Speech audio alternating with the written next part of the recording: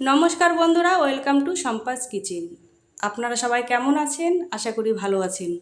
আজ আমি আপনাদের বানিয়ে দেখাবো মাশরুম টিক্কা। তার জন্য এখানে মাশরুম ভালো করে ধুয়ে কেটে নিয়েছি। এখানে নিয়ে নিয়েছি শিমলা মির্চ, টমেটো, পেঁয়াজ চৌকো করে কেটে নিয়েছি, আর গাজর গোল গোল করে কেটে নিয়েছি।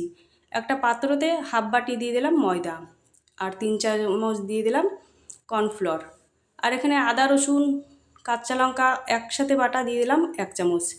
দিয়ে দিলাম একটু চিলি সস, একটু সয়া সস, 1 চামচ লবণ, 1 চামচ হলুদ গুঁড়ো, হাফ চামচ লঙ্কার গুঁড়ো, আর 1 চামচ দিয়ে দিলাম জিরের গুঁড়ো।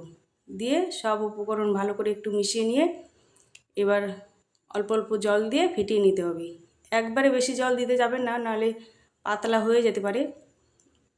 ভালো করে ফেটানো দেখো হয়ে গেছে।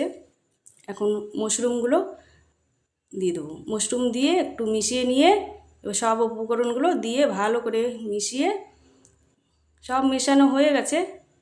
এবার ঢাকা দিয়ে ঢেকে রেখে দেবো আধা ঘন্টার জন্য। আর আধা ঘন্টা পরে ফিরে এলাম। এবার আমি এখানে স্টিক নিয়ে নিয়েছি। স্টিকগুলো সাজিয়ে নিতে হবে। আপনারা একবার হলেও বাড়িতে এই রেসিপিটা বানিয়ে খেয়ে দেখবেন।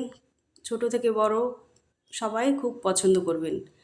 আর আপনারা আপনাদের পছন্দ অনুসারে স্টিকগুলো সাজিয়ে নিতে পারেন। আমি একটা একটা করে সব স্টিক সাজিয়ে নেব।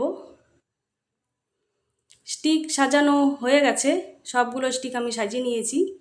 এবার একটা প্যান বসে বেশ কিছুটা তেল দিয়ে গরম করে এবার স্টিকে যে টিক্কাগুলো করেছিলাম সেই টিক্কাগুলো দিয়ে দেবো।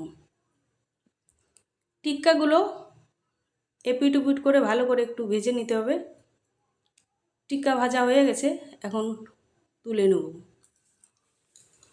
একইভাবে সব টিক্কাগুলো আমি ভেজে নেব। টিক্কা ভাজা হয়ে গেছে, এখন তুলে নিয়েই সার্ভ করে উপর দিয়ে চাট মশলা দিয়ে সার্ভ করে নিলাম মাশরুম টিক্কা। আপনাদের এই রেসিপিটা যদি ভালো লেগে থাকে লাইক, কমেন্ট, শেয়ার, সাবস্ক্রাইব করার অনুরোধ রইল।